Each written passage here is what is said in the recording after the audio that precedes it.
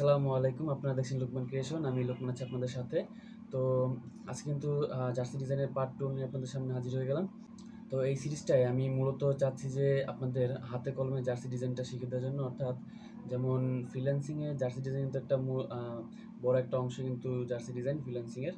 তো সেক্ষেত্রে জার্সি ডিজাইনটা শিখতে হলে আপনাদের কোন কোন টুলস সম্পর্কে ধারণা থাকতে হবে এবং একটা জার্সি ডিজাইন করতে হলে আপনার মানে কতটুকু যোগ্যতা থাকতে হবে Adobe Illustrator উপর, সেগুলো নিয়ে কিন্তু আমার ভিডিওগুলো।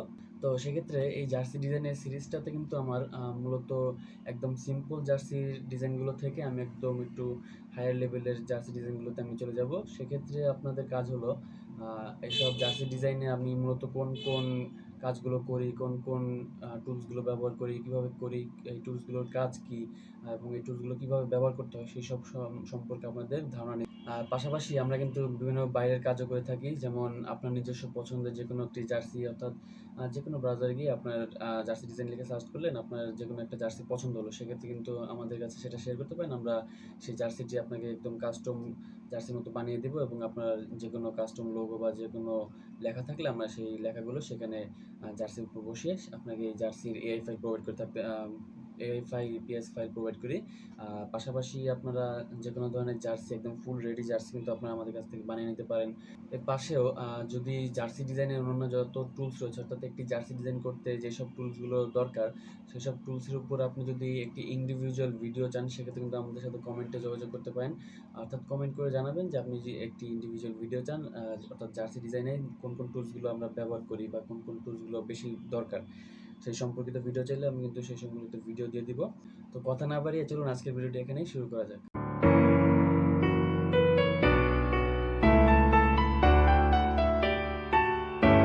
তো প্রথমেই আমার সামনে কিন্তু আমি Adobe Illustrator ওপেন করে রেখেছি। সেখান থেকে আপনি ক্রিয়েট নিউতে দিবেন বা কন্ট্রোল এন দিয়ে ক্রিয়েট নিউতে দিবেন। তো ক্রিয়েট নিউতে দেওয়ার পর আপনার প্রজেক্টের একটা নাম যাবে, প্রজেক্টের নাম, অর্থাৎ আমি জার্সি ডিজাইন লিখে দিই। আচ্ছা, এখানে মূলত আপনাদের পয়েন্টস থাকতে পারে, এখানে আপনি ইঞ্চি করে দিবেন, অর্থাৎ জার্সি ডিজাইনের ক্ষেত্রে কিন্তু ইঞ্চিটাই সবচেয়ে বেশি ব্যবহার করা হয়। আর এখানে আমাদের আর্টবোর্ডের সাইজ 64x64 থাকবে।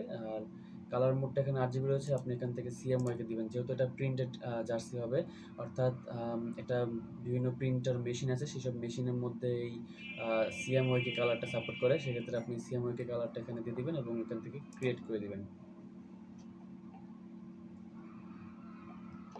আচ্ছা, ক্রিয়েট করে দেওয়ার পর আমার একটা এমটি স্পেস কিন্তু চলে আসলো আমার এখানে আমার আর্টবোর্ডে।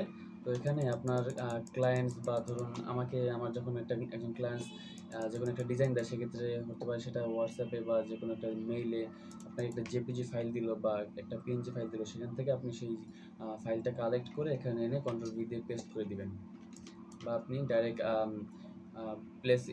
পেস্ট অ্যান্ড প্লেসও করতে পারেন। তো মূলত আজকের ডিজাইনটা কিন্তু এটাই, আজকে এই ডিজাইনটাই করে দেখাবো। বেশ সিম্পল দেখালো, কিন্তু অনেকটা ভিতরে কাজ রয়েছে। অর্থাৎ এই যে বক্সগুলো দেখতে পাচ্ছেন, এই বক্সগুলো মূলত উপরের দিকে ট্রান্সপারেন্ট হয়ে গেছে এবং উপরের দিকে থেকে এই যে প্যাটার্নটা রয়েছে, এই প্যাটার্নটা কিন্তু নিচে একদম নিচ ফুল বডিতেই আছে, স্লিভে নেই।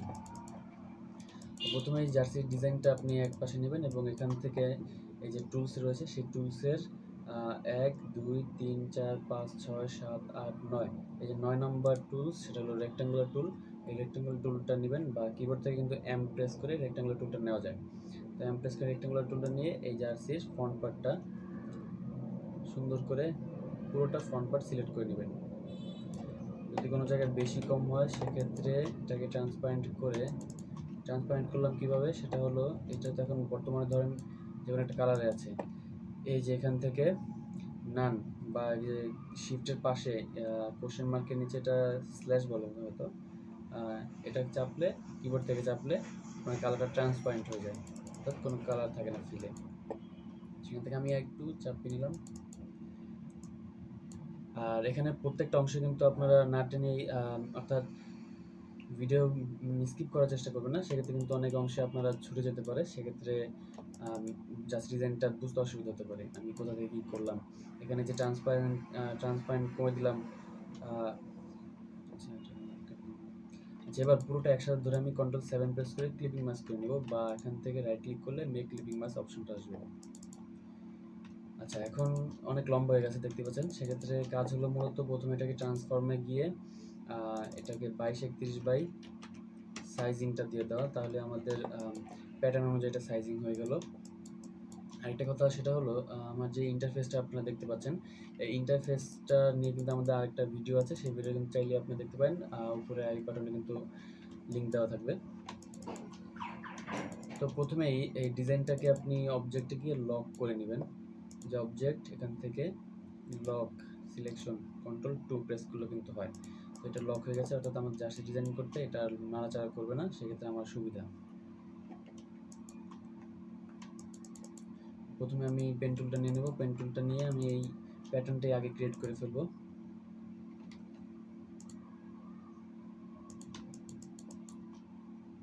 পেন টুলের একটা জিনিস আপনাদের বলে রাখি, সেটা হলো পেন টুল অনেকেই করে প্রথমে একটা ক্লিক করে না, বরং এরকম একটা ক্লিক করে, অর্থাৎ ক্লিক করে মাউস চেপে ধরে রাখে।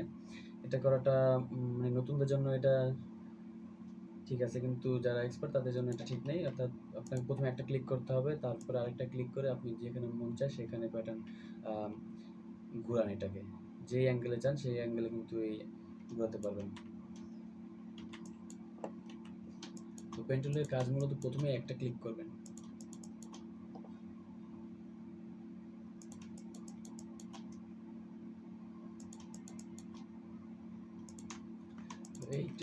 এটাই মূলত আমার প্যাটার্ন। আর এটা বর্তমানে কোনো কালার নেই, আমি স্ট্রোকটা উপরে নিয়ে আসবো। এখানে নিচে বা কিবোর্ড থেকে এক্সপ্রেস করলে কিন্তু উপরে চলে আসবে স্ট্রোকটা। স্ট্রোকটা উপরে নিয়ে এসে এই স্ট্রোকটা আমি সাদা কালার করে দিই। সাদা কালার হয়েছে, কিন্তু স্ট্রোকটা খুবই কম, তো সেক্ষেত্রে আমি স্ট্রোকটা বাড়িয়ে দিই যতটুকু প্রয়োজন। এখানে আমি 12 দিয়ে দিলাম, 12 থেকে একটু বেশি দিই। আচ্ছা 13 আর লাগবে না। এখন এই একটাই ধরে আমি উপরের দিকে অল্টা প্রেস করে ধরবো, অল্টা প্রেস করে শিফট চেপে রাখবেন যাতে সমানভাবে যায়, এবং সমানভাবে গিয়ে ছেড়ে দিবেন, তাহলে উপরে আমার একটা কপি হয়ে গেল। এখন আমি Ctrl+D প্রেস করলে এই কপির উপর কি রিপিট হবে।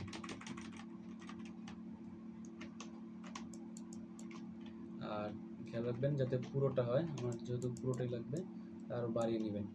পুরোটা একসাথে ধরে আমি Ctrl+G প্রেস করে গ্রুপ করে ফেলবো, নিচে দিয়ে দিলাম। আচ্ছা, তাহলে আমার এই প্যাটার্নটা বানানো শেষ। এখন আমি এটাকে Ctrl+3 প্রেস করে এটাকে হাইড করে দিলাম। অর্থাৎ আমার নিচের প্যাটার্নটাও তো বানাতে হবে, সেক্ষেত্রে আমার নিচের প্যাটার্নটা যেহেতু বানাতে হবে, সেক্ষেত্রে আমার ওইটা উপরের প্যাটার্ন থাকলে আমার একটু সমস্যা হতে পারে সেখানে, তাই এটাকে আমি হাইড করে দিলাম। এখান থেকে আমি একটা বক্স নিয়ে নিই, একটা রেক্ট্যাঙ্গুলার বক্স, বা কিবোর্ড থেকে এম প্রেস করে কিন্তু এই রেক্ট্যাঙ্গুলার বক্সটা চলে আসবে। আর ডিজাইনের ক্ষেত্রে আপনাকে প্রথমে কিন্তু এই টুলসগুলো সম্পর্কে ধারণা থাকতে হবে। টুলসগুলো ধারণা নিয়ে তারপর আপনি শর্টকাটে চলে যাবেন। অর্থাৎ শুধু শর্টকাট জানলে হবে না, আপনাকে প্রথমে টুলস সম্পর্কে জানতে হবে। প্রত্যেকটা টুলসের শর্টকাট কী সেগুলো পরে, আগে টুলস সম্পর্কে তার ধারণা থাকতে হবে, তারপরে আপনি শর্টকাট নিয়ে কাজ করবেন। আচ্ছা, এটা বর্তমানে স্টকে আছে, আমি এটাকে ফিলে করে দিই।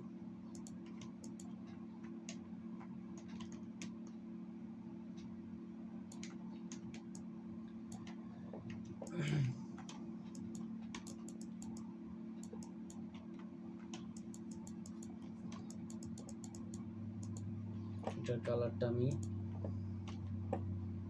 এখান থেকে আইড্রপার টুল নিয়ে এটাকে প্রথমে কালারটা নিলাম এবং কালারটা সম্পর্কে জানলাম যে এটা কোন ধরনের কালার। সেক্ষেত্রে আমি এখানে 80 দিতে পারি, আর এখানে 24 আছে, এখানে 15, অর্থাৎ একটু সাইন টাইপের কালারটা আমি একটু বেশি চাচ্ছি, সেক্ষেত্রে ইয়েলোটা আমি 10 দিয়ে দিই। ইয়েলোটা এখানে বানানো হয়েছে একটু ডিপ করার জন্য। শিফট চেপে রাখবেন, শিফট চেপে এটাকে সোজা করবেন, সোজা করে এখন কাজ হলো একটাকে কপি করে এই যে এটার সাথে যেন লাগে সেই দিকে খেয়াল রাখবেন, এই যে এই মাছ বরাবর যেন থাকে। এখান থেকে একটা কপি করে এখন Ctrl+D প্রেস করে কিন্তু রিপিট হবে, রিপিট হলো।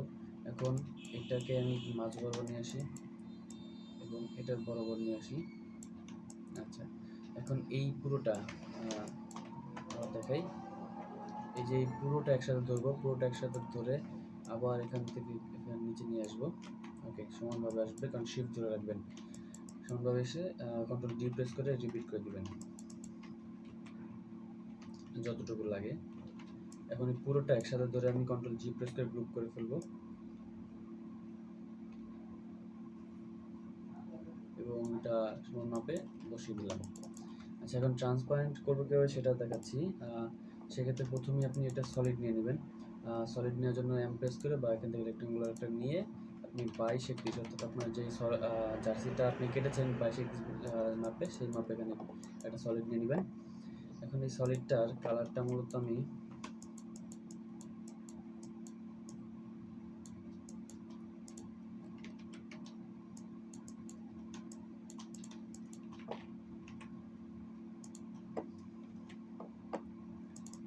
বেগুনি টাইপের কালারটা নিয়ে নিলাম 85 আর এখানে 60।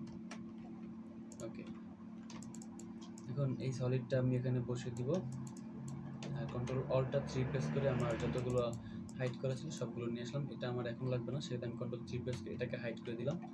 আর এটাকে আমি এটাকে একটু হাইড করি। আমার প্রথমে লাগবে একটু 2 প্রেস করে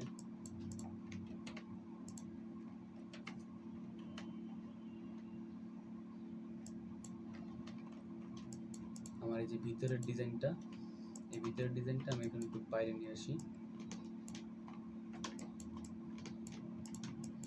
আবার কন্ট্রোল অল্টার 3 প্রেস করে আমার এই সলিডটাকে আমি আবার নিয়ে আসলাম।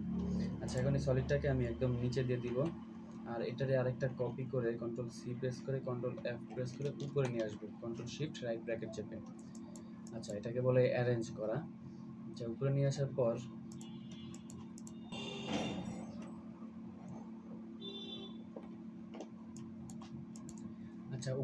পর এটাকে আমরা মূলত গ্রেডিয়েন্ট দিব। সেক্ষেত্রে গ্রেডিয়েন্টে চলে যাব।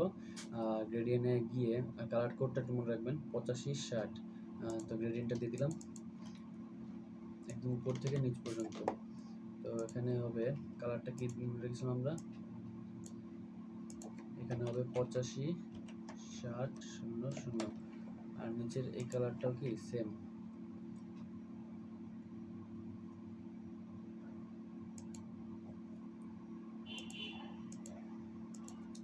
85-60-00। ওকে, এখন ট্রান্সপারেন্ট করব। ট্রান্সপারেন্ট করার ক্ষেত্রে এই যে উপরেরটা যা আছে তাই থাকবে, শুধু এই যে নিচেরটা আমরা অপাসিটিটা এখান থেকে 0% করে দেব। ওকে, তাহলে কিন্তু দেখতে পাচ্ছেন উপর থেকে ট্রান্সপারেন্ট হয়ে যাচ্ছে আর এই প্যাটার্নটা থাকবে সবার উপরে। এটাকে সবার উপরে নিয়ে আসলাম। তো দেখেন তো এখন হয়েছে কিনা। আর এই প্যাটার্নটা মনে হচ্ছে আরেকটু লম্বা হবে, একটু লম্বা, গ্যাপগুলো একটু লম্বা করে দিলাম। দেখতে পাচ্ছেন কিন্তু হয়ে গেছে। সেক্ষেত্রে এটাকে একটু উপরে নিয়ে আসি আর গ্রেডিয়েন্টটা ধরে এটাকে আর একটু উপরে করে দিই, তাহলে ডিজাইনগুলো দেখা যাবে। আচ্ছা, তো এখন কাজ হলো আমাদের মূলত আমাদের ডিজাইন কিন্তু ভিতরের যত কাজগুলো রয়েছে সবগুলো আমাদের শেষ। এখন কাজ হলো এটাকে ক্লিপিং মাস্ক করা, অর্থাৎ এটাকে আমাদের জার্সির প্যাটার্নে নিয়ে আসা। তো এটাকে যেকোনো একটা সলিড ধরে কন্ট্রোল সি প্রেস করে কন্ট্রোল এফ প্রেস করে উপরে নিয়ে আসবো। উপরে নিয়ে এসে পুরোটা একসাথে ধরে আমি কন্ট্রোল 7 প্রেস করে ক্লিপিং মাস্ক করবো, অথবা এখান থেকে রাইট ক্লিক করে মেক ক্লিপিং মাস্কে দিব। তাহলে কিন্তু আমার প্যাটার্নটা ক্রিয়েট করা হয়ে গেল। আমার জার্সি ডিজাইন কিন্তু এখানে কমপ্লিট। এখন শুধু আমাদের প্রতিটা সাবলিমেশন ফ্যাক্টরিতে নিজস্ব তাদের সাবলিমেশন যেই প্যাটার্ন রয়েছে, অর্থাৎ আমরা যেসব প্যাটার্নে প্রিন্ট করে থাকি সেই প্রিন্টেড প্যাটার্নগুলো আমাদের নিয়ে আসতে হবে। সেই প্যাটার্ন অনুযায়ী আমরা এটাকে কাটবো। তো সেক্ষেত্রে আমি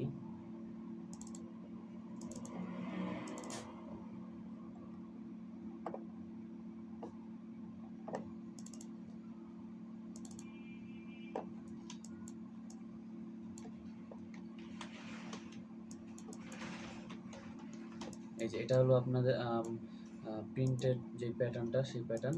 অনেকের আছে যে এরকম প্যাটার্নে গলা কাটা থাকে, অনেকের আছে হাতার একটু রাউন্ডেড থাকে। আমাদের ক্ষেত্রে এই প্যাটার্নটা আমাদের এখন যা চলছে। তো এই প্যাটার্নটা আমি সবার উপরে নিয়ে আসবো। উপরে নিয়ে এসে আমাদের এই ডিজাইনটা অনুযায়ী দুইটাকে অ্যালাইন করব। দুইটাকে সমানভাবে অ্যালাইন করবো। আর একটা খেয়াল রাখবেন, সেটা হলো আপনার যে প্যাটার্নটা, এই প্যাটার্নের সাইজ যেন 22-31 থাকে। অর্থাৎ আমি যে ডিজাইনটা করলাম সেই ডিজাইনটা আমি 22-31 সাইজিংটা দিয়ে দিয়েছি, এবং পাশাপাশি আপনার যে প্যাটার্নটা সেই প্যাটার্নের জন্য সাইজটা 22-31 থাকে। তাহলে দুইটাকে একসাথে ধরে অ্যালাইন করে Ctrl+7 প্রেস করে ক্লিপিং মাস্ক করে নেবেন। আচ্ছা, তাহলে এই ছিল আমাদের ডিজাইনটা। আমি এটাকে রিলিজ করে দিই। এটার ব্যাক পার্টটা আমার যতদূর সম্ভব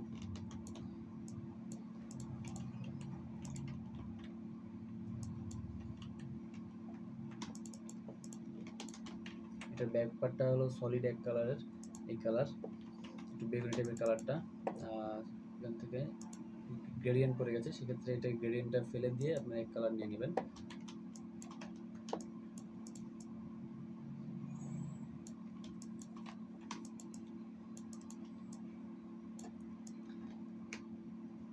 আর হাতার একটা অল্টা প্রেস করে কপি করে নিলাম, আর উপরে একটু সলিড দিয়ে দিই। এটা হলো কলারের জন্য। তো আমাদের ডিজাইন কিন্তু প্রায় শেষ। এখন আমরা এখানে কাজ হলো লোগো বসানো, কোথায় কোন লোগো বসবে। এখানে আরেকটা কথা বলে রাখি, সেটা হলো আপনাদের যে কোনো কাস্টম জার্সি থাকলে কিন্তু অবশ্যই আমাদের কাস্টম জার্সিগুলো আমাদের কাছ থেকে বানিয়ে নেবেন। সেক্ষেত্রে আমরা পিপিএস ফাইল বা এই ফাইল, আপনারা যে ফাইল চান সেই ফাইল প্রোভাইড করে থাকি।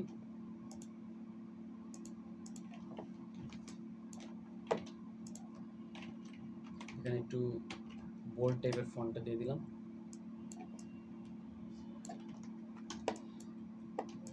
একটা কলার হবে। আপনি ব্যাকপার্টে চাইলে নাম নাম্বার এখানে ইউজ করতে পারেন, সেক্ষেত্রে আমার নামটা দিয়ে দিই। আর নাম্বারের সাইজিংয়ের ক্ষেত্রে 10/3.5 হলো নাম, এবং নাম্বারের ক্ষেত্রে 10/14 দেওয়া যায়, 13 দেওয়া যায়। আর আরেকটা জিনিস খেয়াল রাখবেন, এই যে উপর থেকে এই নামটা 5 ইঞ্চি নিচে দিবেন। তো সেক্ষেত্রে আপনি কী করবেন, একটা রেক্ট্যাঙ্গুলার বক্স নেবেন, বক্স নিয়ে 5/5 একটা বক্স নেবেন। এই বক্স নিয়ে এই মাপ দিবেন, এই উপর থেকে এই নামটা যেন এই 5 ইঞ্চি নিচে হয়। মাপটা দেওয়ার পর এই বক্সটা আপনি ডিলিট করে ফেলবেন, নাহলে অন্যথায় দেখা যাবে যে প্রিন্টের সময় বক্সটা চলে আসলো, তখন এই জায়গাটা গ্যাপ রয়ে গেল। আচ্ছা, তারপরে এই নামটার থেকে আরেকটা কপি করে নেবেন। আচ্ছা, তার আগে নামটা সবসময় প্যারাগ্রাফ থেকে সেন্টার অ্যালাইন করে নেবেন, নাহলে অনেক সময় নাম্বার বসানোর ক্ষেত্রে কিন্তু সমস্যা হতে পারে। তো সেন্টার অ্যালাইন করার পরে এখান থেকে আরেকটা কপি করে এটাকে নাম্বার দিয়ে দিবেন। নাম্বারের সাইজটা তো আমি বলে রেখেছি, সেটা হলো আবার স্ক্রিনে দেখতে পাচ্ছেন আপনারা। নাম্বারের সাইজিংটা হলো 10/13-14 যা পারেন সেটা দিতে পারেন। আরেকটা জিনিস খেয়াল রাখবেন, সেটা হলো নামের থেকে নাম্বার যেন 2 থেকে 2.5 ইঞ্চি নিচে থাকে, এর বেশি যেন কমও না। আচ্ছা, পুরোটা একসাথে ধরে আমি সেন্টার লাইন করে দিলাম। সেন্টার লাইন করে Ctrl+G প্রেস করে গ্রুপ করে নেবেন। গ্রুপিংটা কিন্তু খেয়াল রাখতে হবে, সেটা হলো জার্সির বিভিন্ন অংশ যেগুলো আর কি আলাদা আলাদা, সেগুলো যদি আপনি গ্রুপ না করেন সেক্ষেত্রে অনেক সময় দেখা যাচ্ছে যে লিস্ট করতে গেলে যে কোনো একটা অংশ ছুটে যেতে পারে। তো সেক্ষেত্রে প্রতিটা অংশ আপনারা সিলেক্ট করে, অর্থাৎ এই 3টা নাম, নাম্বার এবং আমার ব্যাক পার্ট 3টা একসাথে সিলেক্ট করে অ্যালাইন করে Ctrl+G প্রেস করে গ্রুপ করে ফেলবেন। এরকম একই সাথে হাতা, অর্থাৎ হাতায় যেসব লোগোগুলো ব্যবহার হবে, বুকে যেসব লোগো ব্যবহার হবে, সেই সব লোগো আর বডি সব একসাথে ধরে কি গ্রুপ করে ফেলবেন। তো আমাদের জার্সি ডিজাইনে কিন্তু আজকের এটাই ছিল, এটুকুই। তো অবশ্যই ডিজাইনটি কেমন লাগলো, আর কোথাও যদি এখনও বুঝতে অসুবিধা হয় সেক্ষেত্রে কিন্তু অবশ্যই কমেন্ট করে জানাবেন। পরবর্তীতে আপনারা কোন ধরনের ভিডিও চান, কোন ধরনের জার্সির ডিজাইনগুলো আপনারা চান, সেগুলো অবশ্যই আমাদের জানাবেন। আর জার্সি ডিজাইনের পাশাপাশি কিন্তু আমরা জার্সি সেলও করে থাকি। সেক্ষেত্রে কিন্তু আপনার পছন্দের কাস্টম জার্সি বা যেকোনো টিমের জার্সি, যেকোনো অনুষ্ঠানের জার্সিগুলো কিন্তু আমরা বিভিন্ন বাংলাদেশে কুরিয়ারের মাধ্যমে পাঠিয়ে থাকি। সেক্ষেত্রে কিন্তু আমাদের সাথে যোগাযোগ করবেন সবাই। তো পুরো ভিডিওটি দেখার জন্য সবাইকে অসংখ্য ধন্যবাদ।